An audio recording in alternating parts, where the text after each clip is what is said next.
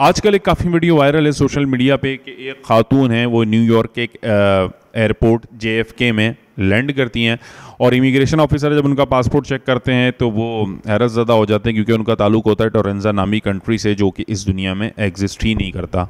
लेकिन जब उनका पासपोर्ट चेक किया जाता है तो उनका पासपोर्ट जो है वो बिल्कुल नॉर्मल होता है। उसी तरह उनके पास मुख्तलिफ ममालिक के वीज़ा होते हैं, उनके पासपोर्ट पर वही इलेक्ट्रॉनिक चिप्स होती है। तो इमिग्रेशन ऑफिसर को भी कहीं ना कहीं यकीन आ जाता है, तो मज़ीद इन्वेस्टिगेशन के लिए उनको इमिग्रेशन रूम में ले जाया जाता है ताकि वहाँ उनसे मज़ीद पूछताछ हो। थोड़ी देर में ये देखा जाता है कि वो खातून इमिग्रेशन के रूम से गायब हो जाती हैं। जैसे ये वाक़या हुआ, इंटरनेट के मुख्तलिफ़ पेजेस पे, मुख्तलिफ़ ब्लॉग्स पे ये पब्लिश होता है, इस पे आर्टिकलशिप भी छप जाते हैं और सोशल मीडिया पे काफ़ी वायरल हो जाता है कि खातून गायब हो जाती हैं। तो इसमें मज़ीद जो इसकी तस्दीक के लिए कहा गया कि हाँ ये वाक़या हुआ था और वो खातून जो हैं होलोग्राम टेक्नोलॉजी के ज़रिए JFK के एयरपोर्ट पे लैंड उनको करवाया गया था और फिर उनको गायब कर लिया गया था। हकीकत इस कहानी की क्या है? क्या ऐसा कोई वाक़या हुआ था या नहीं हुआ था? क्योंकि जब ये वाक़या काफ़ी वायरल हो गया तो JFK के जो एयरपोर्ट्स के ऑफिशियल्स हैं उन्होंने भी ऐसे किसी वाक़ये की कोई तस्दीक नहीं की और जो USA के मशहूर तरीन न्यूज़ चैनल हैं जैसे CNN हो गया, BBC हो गया, ABC न्यूज़ हो गया, द न्यूयॉर्क टाइम्स हो गया, उन्होंने भी इस तरह के किसी वाक़यात की कोई तस्दीक ही नहीं की, ना इसको पब्लिश किया। इस कहानी की हकीकत क्या है? दरअसल ये जो खातून आप लोग देख सकते हैं जिनको दिखाया गया है, जो एयरपोर्ट दिखाया गया है, ये सब टोटली AI जनरेटेड वीडियोस हैं और स्टोरी हैं। इस तरह का कोई रियल वाक़या एग्जिस्ट ही नहीं करता, ये सब कुछ AI का किया धरा था। लेकिन कहानी ये है कि यही स्टोरी क्यों बनाई गई? कोई और स्टोरी भी बनाई जा सकती थी और हम लोग देख सकते हैं कि AI के ज़रिए मुख्तलिफ़ किस्म की स्टोरी बनाई जाती है, लेकिन यही स्टोरी क्यों बनाई गई? तो इसके पीछे का पस मंज़र क्या है जो मैं आप लोगों को इस वीडियो में बताता हूँ।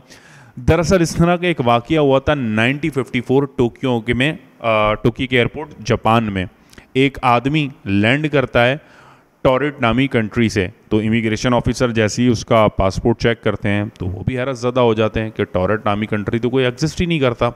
लेकिन उसका पासपोर्ट देखा जाता है तो उसके पास जो मुख्तलिफ ममालिक के वीज़ा होते हैं, एक नॉर्मल पासपोर्ट होता है जो उस वक्त के दौर में हुआ करता था। और आदमी का ये स्टेटमेंट था जब इमिग्रेशन ऑफिसर ने कहा कि ऐसा कोई कंट्री एग्जिस्ट ही नहीं करता, तो उसका कहना था जो टोरेट कंट्री है वो यूरोप और एंडोरा बीच के दरमियान में वाक़या है। बहरहाल इमिग्रेशन ऑफिसर ने कंफ्यूज होकर उसकी बात पे यकीन किया और उसको जो है कस्टडी में फिर भी रखा और उसको होटल में कमरा दिया स्टे करने के लिए। जब अगले दिन उसका होटल चेक किया, कमरा चेक किया, तो पता चला वो आदमी वहाँ पे था ही नहीं, गायब हो गया था। ना कोई खिड़की खुली थी, ना कोई दरवाज़ा खुला था, ना कोई टेरेस था, तो वो गायब कैसे हुआ? तो उस वक्त ये कहा गया कि यार वो हो सकता है पैरेलल यूनिवर्स से आया हो, टाइम ट्रैवल करके आया हो सकता हो टाइम ट्रैवल में ये कंट्री जो है वो एग्जिस्ट करता हो। इस तरह की मिथ बनाई गई, लेकिन इसके पीछे की भी हकीकत क्या थी? उस दौर में भी रियल में ऐसा कोई वाक़या एग्जिस्ट ही नहीं करता था, ऐसा कोई वाक़या हुआ ही नहीं था। दरअसल उस वक्त के जो ख़बर फैलाने के सोर्सेस हुआ करते थे, न्यूज़पेपर, पब्लिक गॉसिप्स या जापान में कुछ ओल्ड मिस्ट्रीज बुक थी, तो वहाँ पर इस तरह का वाक़या जो पब्लिश हुआ था जो कि पूरा फिक्टिशियस था, तो फिर उस तरह उसको पब्लिक गॉसिप करके वायरल किया गया। तो ये जो वाक़या हुआ है टोरेंजा नामी कंट्री का, इन खातून का 2025 में, दरअसल ये उसी का अपग्रेडेड या अपडेटेड वर्जन है जो AI में अब दिखाया गया है।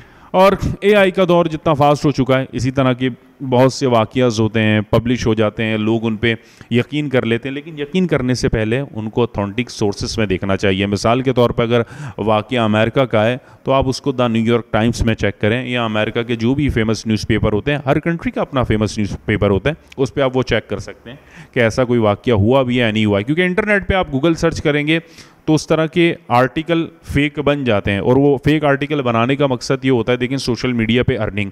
फेक वीडियो आप यूट्यूब पे डालोगे, वीडियो वायरल होगी, चैनल मोनेटाइज होगा, आपकी अर्निंग होगी। इसी तरह इंस्टाग्राम हो, फेसबुक हो। तो ब्लॉग्स का क्या तरीक़ेकार होता है, मैं भी अपना ब्लॉग्स बना सकता हूँ, आप लोग भी बना सकते हैं। उस पर आप कोई भी स्टोरी छाप दें, लोग ट्रेंडिंग स्टोरी बनाते हैं क्योंकि ज़्यादा से ज़्यादा लोग आएँ, उसको विज़िट करेंगे तो वहाँ पर आप अक्सर देखते होंगे किसी भी इंटरनेट के पेजेस पे जाते हैं तो साइड में एडवर्टाइज़ चल रही होती है, वो एडवर्टाइज़ उस ब्लॉग वाले पेज को पैसे देता है, जितने ज़्यादा विजिटर आएंगे उतने ही ज़्यादा उसके पैसे बनते हैं। तो इस तरह की स्टोरी बनाने का तरीक़ेकार ये होता है, कभी स्टोरी सच्ची होती है, कभी झूठी होती है। इसी तरह का एक वाक़या आप लोगों को याद होगा, पिछले दिनों कुछ पहले एक जेसिका नामी खातून थी, जो ये कहा गया था कि डॉल्फिन उन्होंने बचपन से पाली, उसको ट्रेन किया और एक लाइव शो में उसको वो खा गई। इस तरह कभी कोई वाक़या कभी हुआ ही नहीं था। जब ये वाक़या हुआ तो जो सिस्टम होता है मैरीटाइम का, इस तरह के जो शोज़ वगैरह होते हैं डॉल्फिन के, तो मालूम किया गया कि इस तरह का कोई वाक़या हुआ था या नहीं हुआ। तो उनके ऑफिशियल ने इस तरह की किसी वाक़ये की एंडोर्समेंट की ही नहीं, बल्कि ये भी कहा गया कि जेसिका नामी कोई डॉल्फिन की ट्रेनर है ही नहीं सिस्टम के रिकॉर्ड में। की वीडियोस और स्टोरी क्यों बनाई जाती है, इसके पीछे का मैं मकसद आप लोगों को बता चुका हूँ। अपना ख्याल रखिएगा जी, शुक्रिया।